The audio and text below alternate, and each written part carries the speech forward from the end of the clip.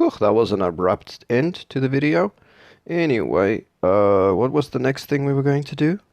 The net down the middle. Okay, now we have a slight problem. Okay, let's quickly... This is going to be the net. Because we are 240 pixels wide, halfway down is 120, right? But that's 1 pixel to the left of center, because the center would actually be somewhere between 120 and 121 for it to be exactly in the center, which means we're going to have to make a net that is 2 spaces wide, 2 pixels wide. So we're still using the rectangle. This will be at 120 x. It'll be at y 0, right at the top of the screen. Then width would be 2, and height would be as tall as the screen is. And the color, let me quickly go to the sprite colors. The color, let's make it something nondescript and in between. 13. Oops. Okay, and run it. That's not the center. That needs to move 1 pixel to the left. So 120 becomes 119. There we go. Ooh, it's on top of the ball. That's a problem. So, draws. The things that we are drawing, draw in sequence.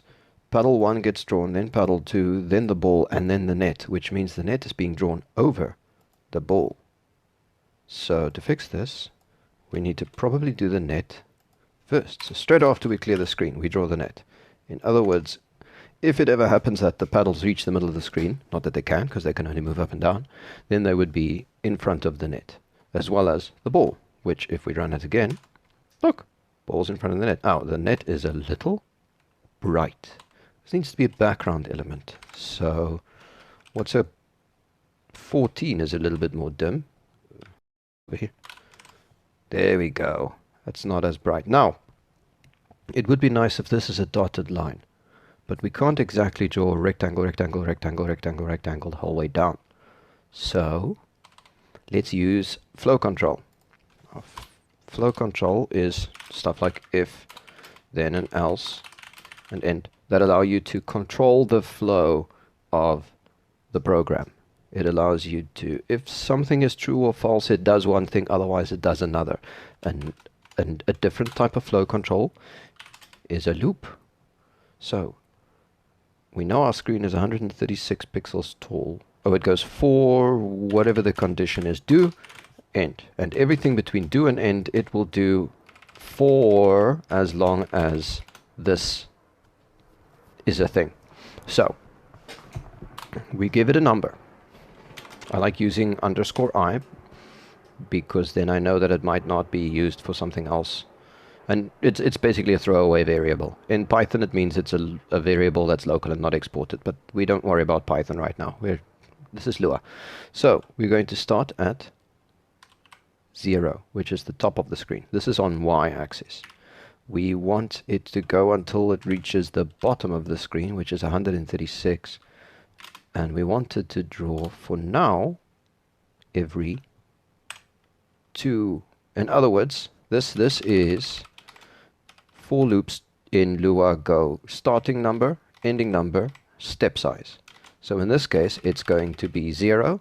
The next time the loop goes around, it'll be 2, then 4, then 6, then 8, until it reaches 136, in which case, when it reaches the top again, it goes I is the same as this number. If I add 2, it goes over the top of the thing, so we're going to stop there.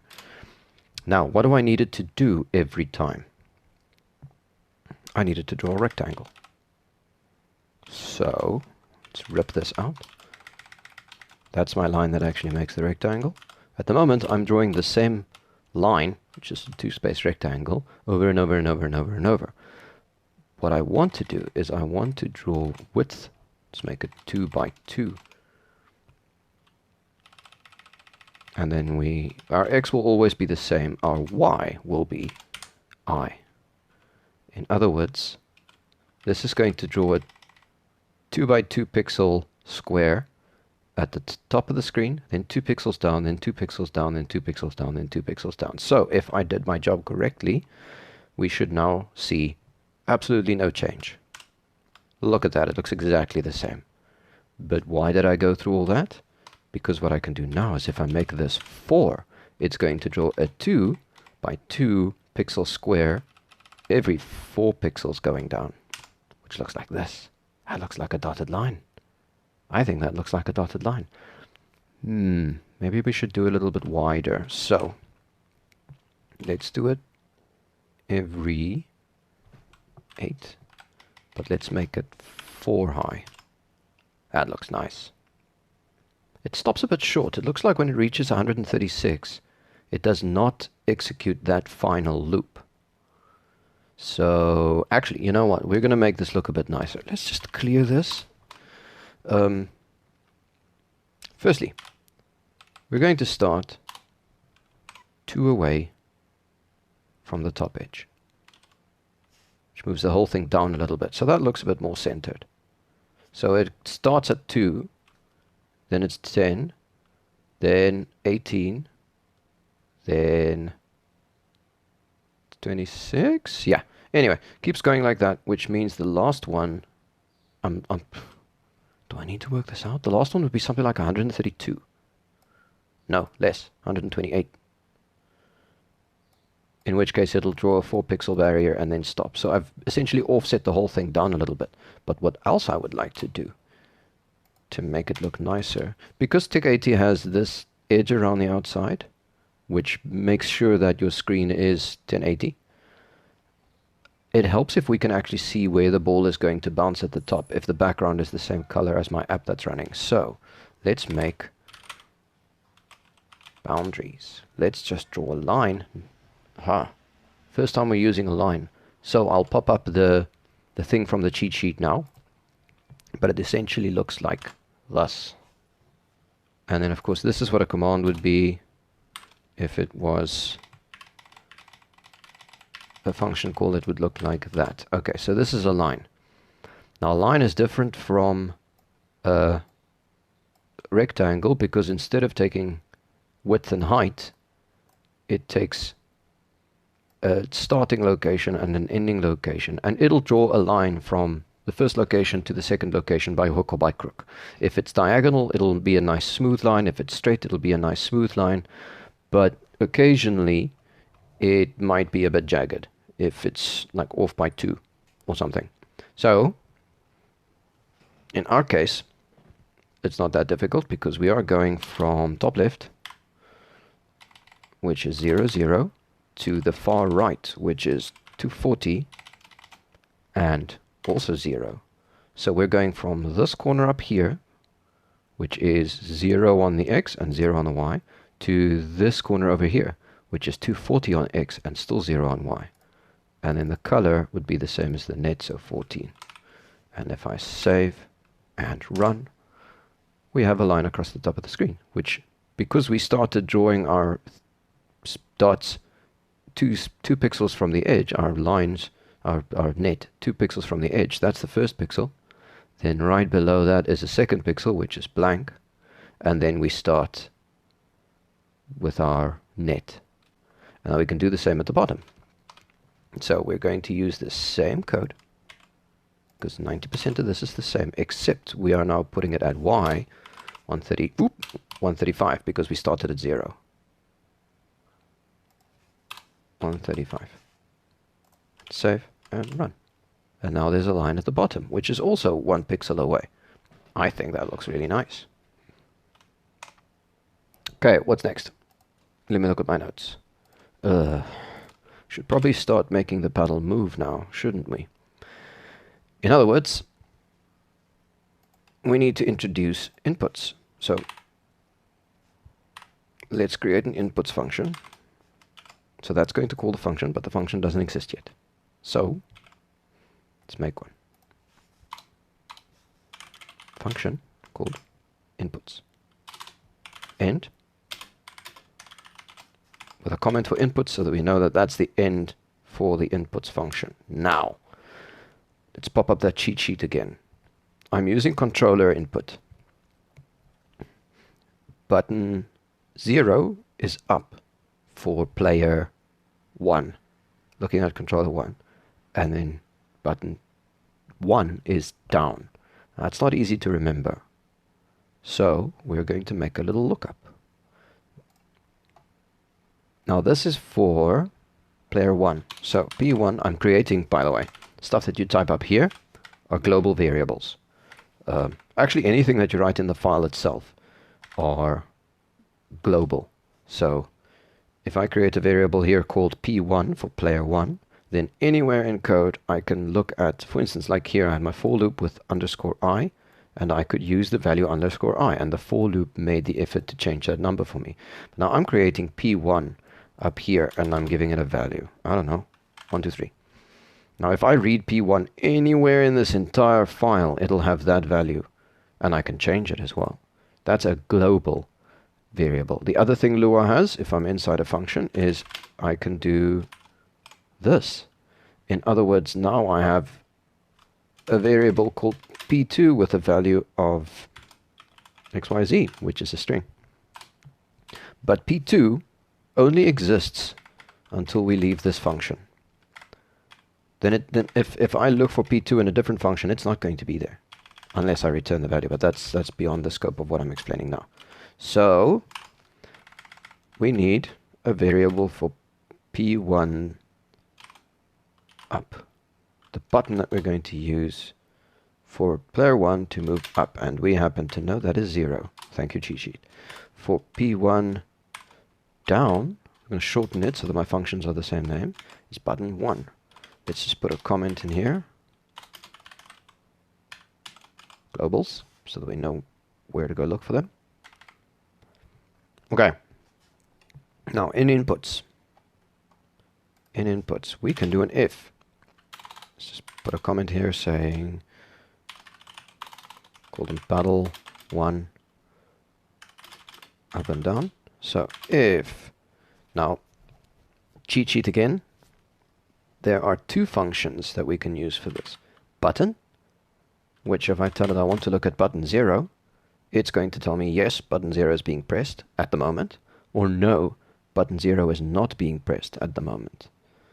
The alternative would be a function called BTNP, short for button press, or button pressed.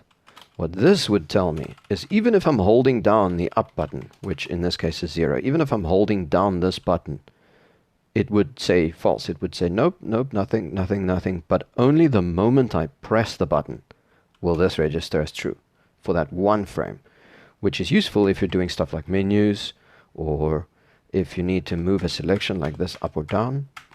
But in our case, we want to move the paddle for as long as the player is holding down the button. So in our case, the button is the better function.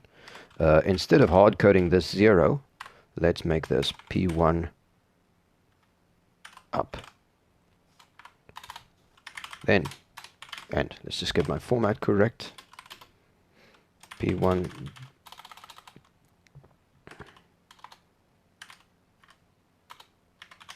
okay, so that I know what it is. Okay, if button 1 is up, the up button is being pressed, then we need to move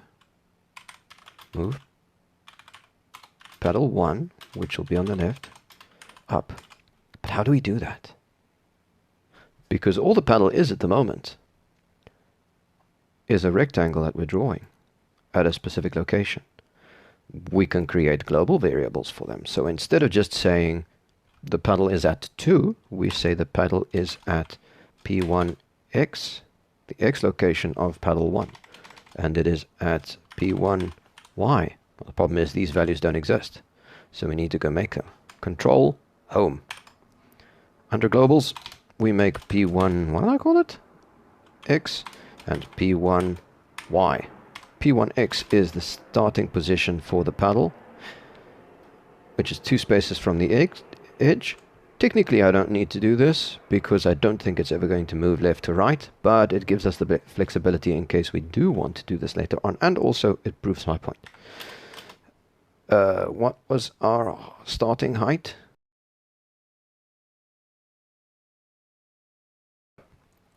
P1x has a location, P1y has a location. First rule of programming: always make sure it still runs after you made a change. So, like I did with the net before, if I run this, it should look like nothing has changed.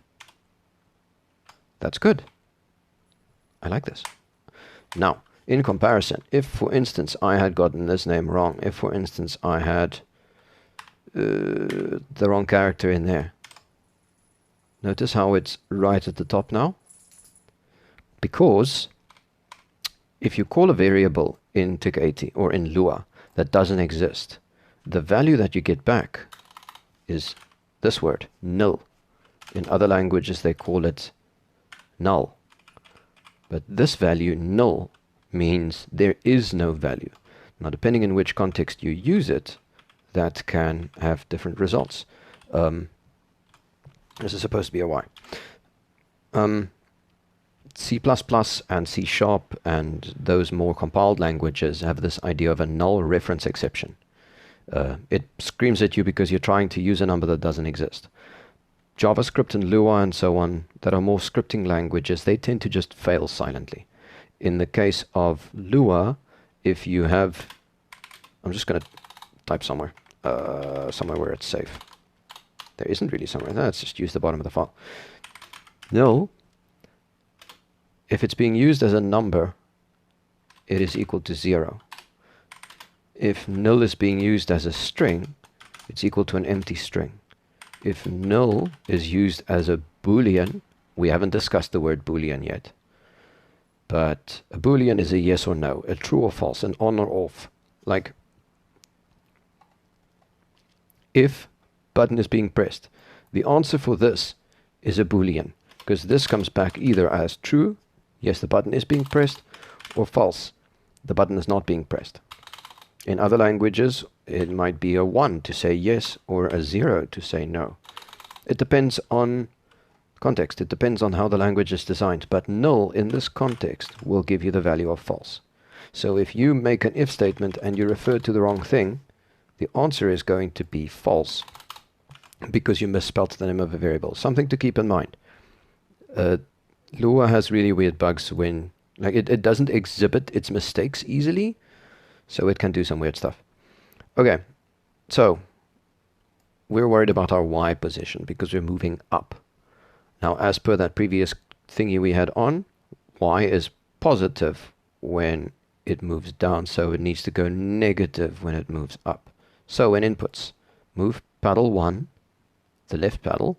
Oh, that's confusing. Maybe let's just take this out. We know paddle 1's on the left. We need to move it up, which means paddle 1 underscore Y. The underscores is called snake case because Python, but it makes it easier to read than this. That's all it really does. It's just that it just looks nice. This value needs to be what it is now, but 1 less. So what's going to happen is TIC is going to fire. First it's going to check inputs, right? Then in inputs it checks, are we pressing the up button for P1, which we know is 0 because we set that as a global variable. If it is yes, then the Y value of paddle 1 is going to decrease by 1. If the button is not being pressed, then it goes to end because nothing happened, inputs are done. Then we go to draw, and in the draw function we clear the screen, draw the boundaries at the top and the bottom of the screen, we draw the net, which is the dotted line, and then here we now draw paddle 1 using the X and the Y position that we established earlier. In other words, if we're pressing the up button, this number will become less and less and less, and every time we clear the screen, we will draw the paddle slightly higher. So, save. Let's see if this works. There's my paddle. If I press the up button, it moves up. Look at that. Uh-oh. It can leave the screen. And I haven't coded the down button yet, so I can't make it come back. So, which one of those problems do we tackle first? The easier one. Let's make it go down. So, oh, by the way, Control O or that little button in the corner there gives you a list of the functions you have in your code. I think it's alphabetical. We need to be in inputs, so let's just quickly click on inputs, and there we go. Now, if button 1 is being pressed, then we want to move it up. Now, there's two ways we can tackle this. The easy way is to make this an else if. Button is being pressed for P1 to move down, which I just noticed. Because of the typeface, the font that TIC-80 uses, typing down like this looks like the word up printed upside down. It's not important. Just thought it was funny. Okay, so if the down button is being pressed, we need to do the opposite. We take the value of y, we make it the same as what it was, but we add 1, right? Let's see. If we're going up, we're going up. If we're going down, we're going down. Yay, this works. But now here's an interesting thing. If I press both of them at the same time, we move up. Do we want that? Is that something we want? It means that, let me just put this somewhere so I can demonstrate. I can hold up and then maneuver. I can hold down, there we go, and maneuver my position by tapping the up button. Which, I don't know, is that the behavior we want? The other way of doing this is, instead of making this an else, okay, if button 1 is being pressed, it does the top thing. Because it found one that worked, because it found one that's true, it'll skip all the other else ifs and just go to and just finish the if statement. As soon as it finds one it can do, it runs the code in between those. This is for any programming language, and it skips the rest. If I wanted to check button up and button down, these need to be two separate statements. So we end that if statement, and we start a new one underneath. What's going to happen now? It's going to check if button up is being pressed. If it is, it's going to reduce the y value. Then it's going to check if down is being pressed, and it's going to add to the value. In other words, if both are pressed, it's going to add 1 and subtract 1 before the screen draws again. Because we haven't left inputs yet. We subtracted 1 and then added 1.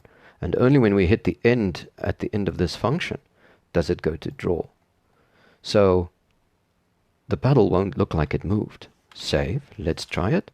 Pressing down, pressing up, pressing them at the same time. Does nothing. Now, on a keyboard, that's important. I'm using the keyboard as a fake controller because we are using controller inputs, the buttons, instead of instead of keyboard keys.